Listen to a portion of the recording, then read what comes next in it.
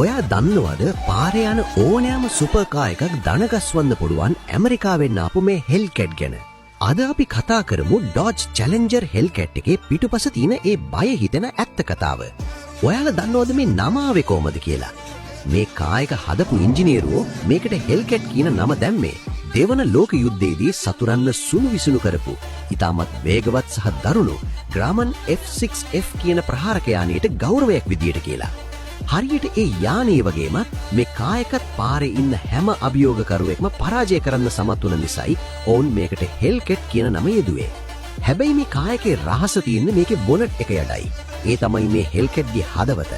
6.2 litre V8 supercharged engine. මේ එන්ජිමට අශ්ව බල 718ක බලයක් මුදා හැරීමේ හැකියාවක් තිබෙනවා.